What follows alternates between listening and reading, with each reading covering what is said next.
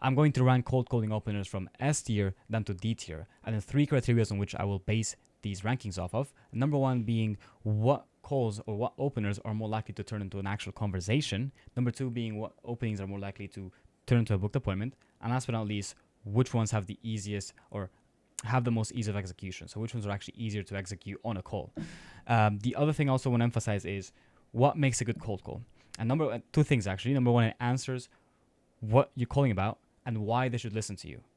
So we're going to keep that in mind as we're doing this ranking. And if you don't know who I am yet, my name is Adrian. I've been a setter, a cold caller, closer, setter manager, all that good stuff. Now I do setter operations. I personally train appointment setters into or people in general to go from zero to becoming top tier setters. And then I get those setters and placed into other companies that I work with to manage their systems, their operations, and overall to help them with growth in their appointment setting side.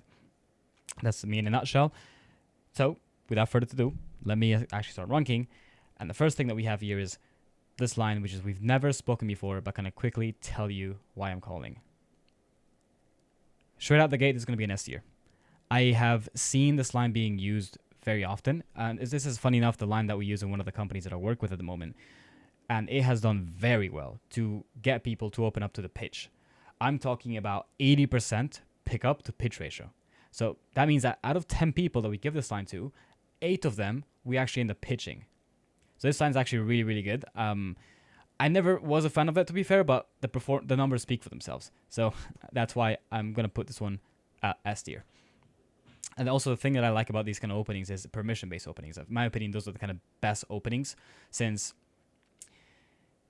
like you're basically you're being upfront with people about what you're calling about, and you don't have this anxiety about them hanging up on you mid explanation. Because if you're asking for permission, or if you're telling them what the call is about up front, right, which is we're hitting the first point, which is what are we calling about, that buys you some extra time to actually give your pitch and not hanging up midway through. So that out of the way, the second line that we have is, hey name, this is a cold call. Would you like to hang up on me or give me 30 seconds? Now, I've used this line a lot personally. I mean, I've used this back in the days when I was cold calling for like marketing.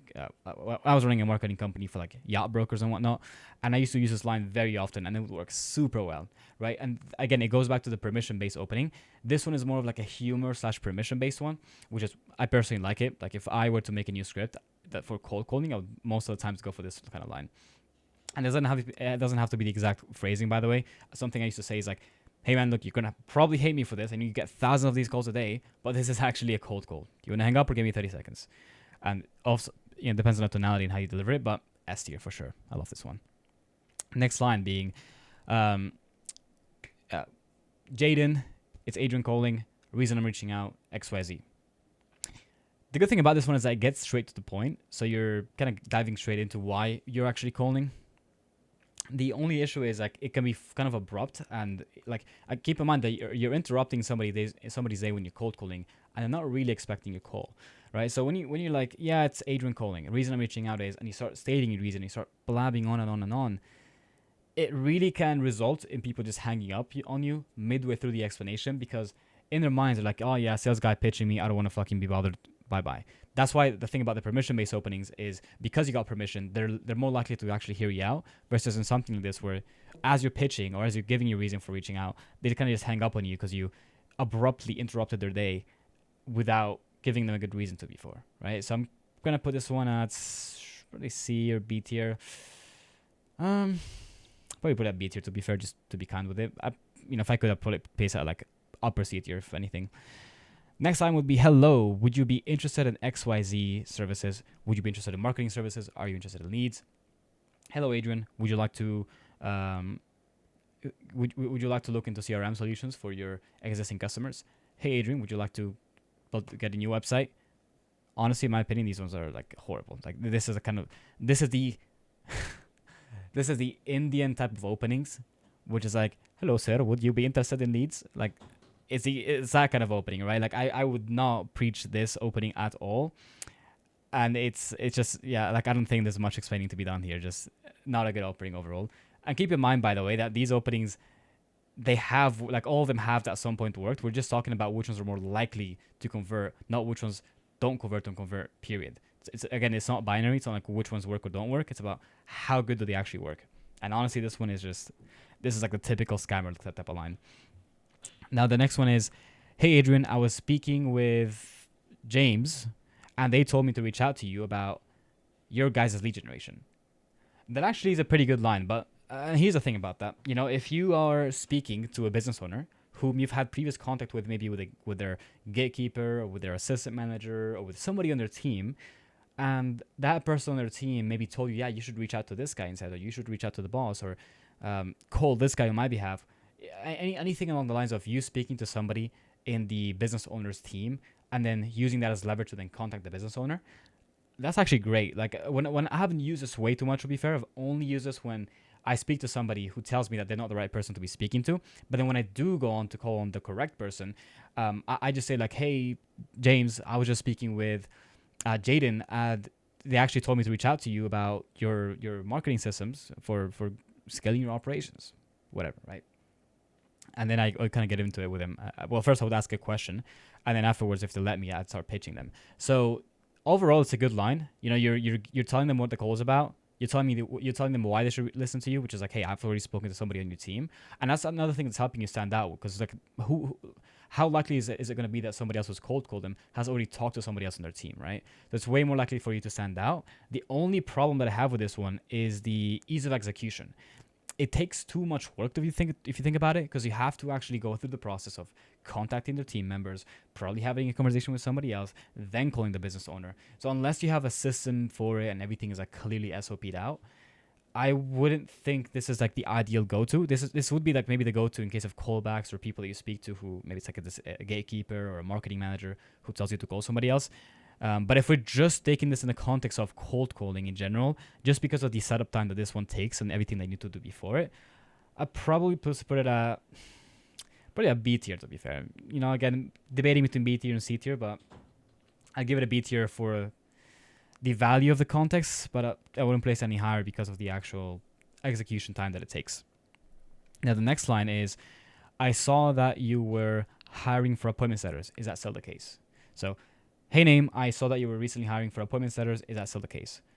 Hey, name, I saw that you were looking for somebody to build your website. Is that still the case?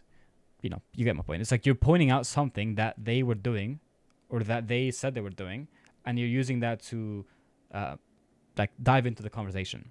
And that is actually the kind of opening that I've used in my personal cold calling for B2B companies, or in the B2C side of my business.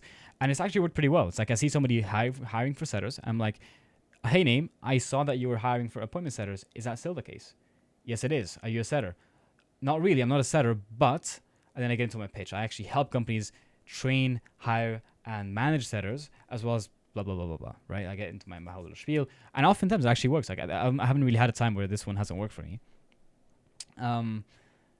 Overall, like if I were to rank it in my sort of business and my own philosophy and what I do right now, I'd probably give it an S tier. The only problem that I see is like with most businesses, it's very limited. Like it kind of goes back to the ease of execution. Because for me, it's like I have to look at the ads library, make sure these guys are running ads, figure out what they're doing, and then call them. And especially if you're in a different niche, it's like you don't know oftentimes what somebody's doing. And if you did want to find out, you'd probably have to do some research, which would take away from the time you could spend actually calling them.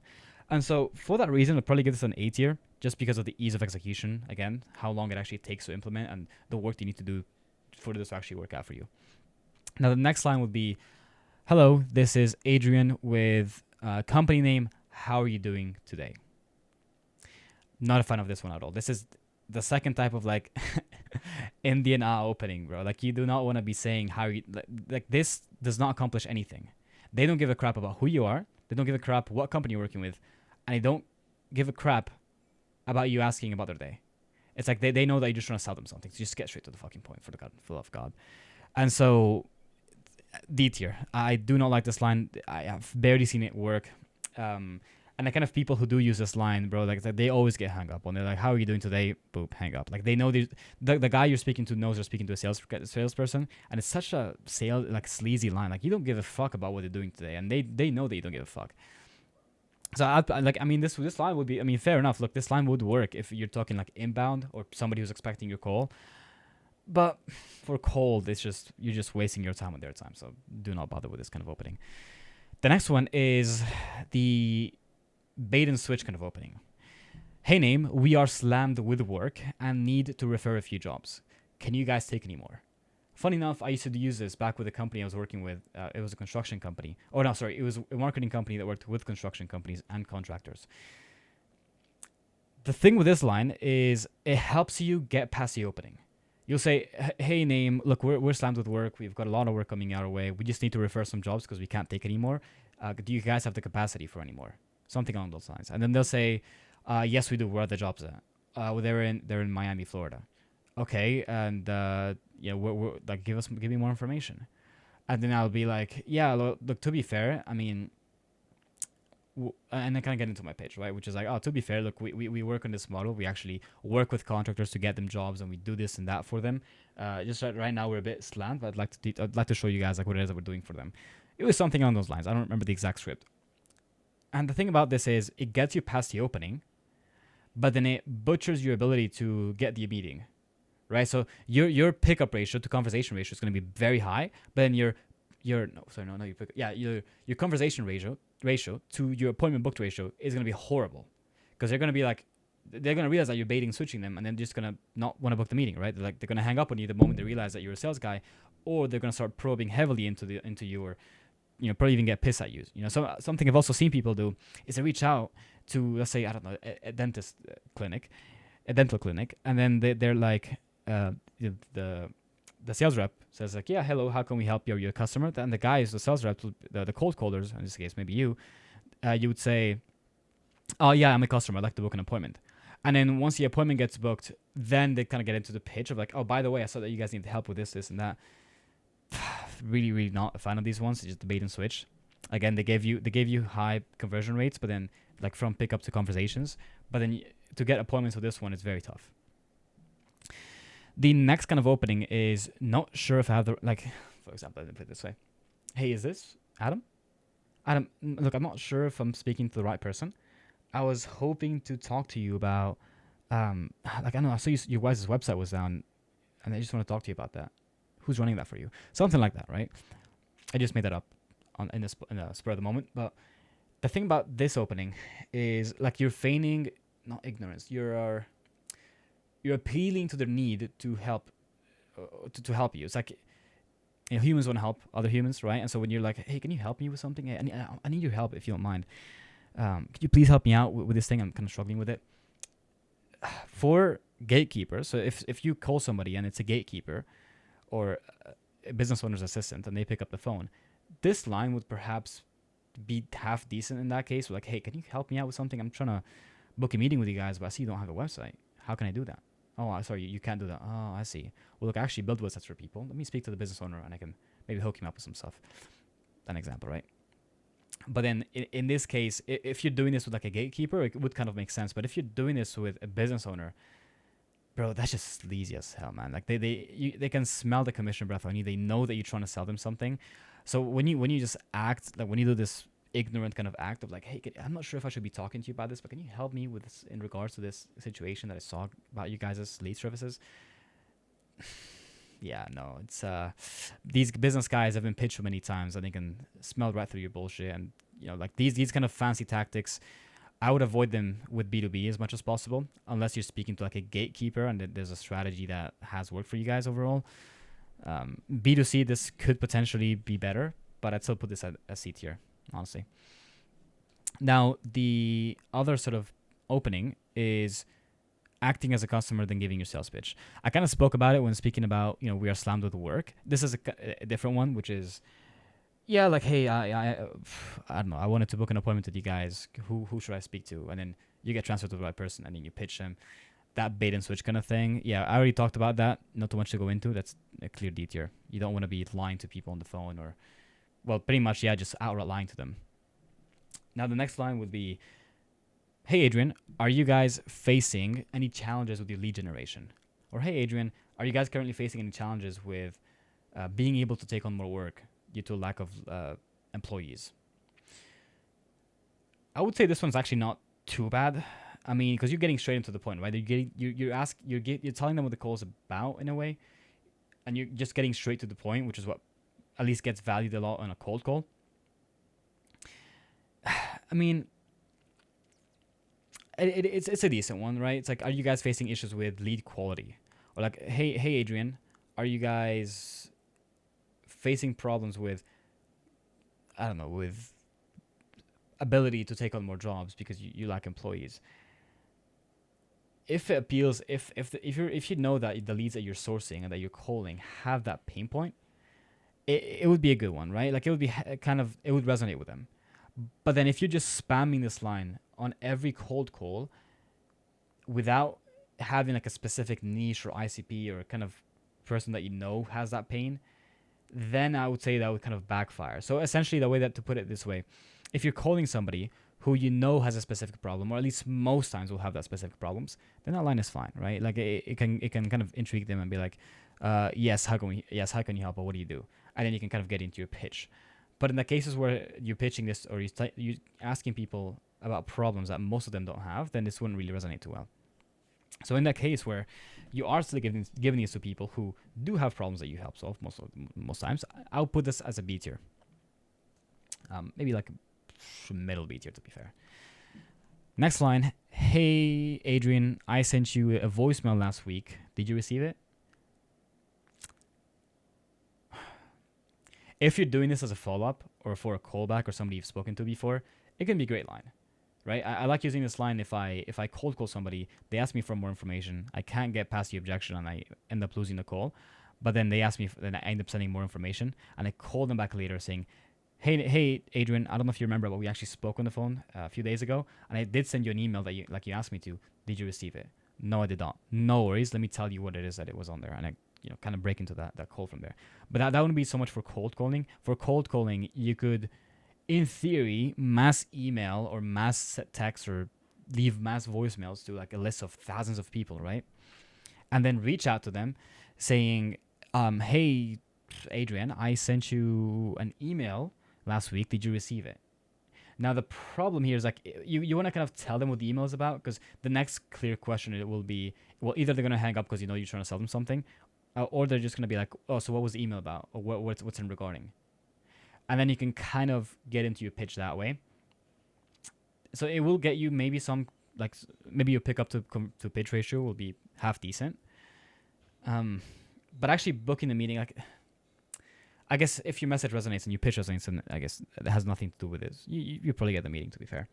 But yeah, the main thing about this is a setup as well. So you could actually set up the email list, the SMS drip sequences, and all this kind of stuff, which a lot of people are not willing to do. So the ease of execution tends to be a little bit higher. But when executed correctly, once you're able to actually do this and you've sent them all the emails and the voicemails, and you tell them what it is that emails were about, it can give you some leeway into the conversation. So, hey, Adrian, I sent you an email last week about how you guys can like increase your lead conversion by like X amount. I was wondering if you were able to receive, if you ever got that email. And so I would probably put this at a B or A tier.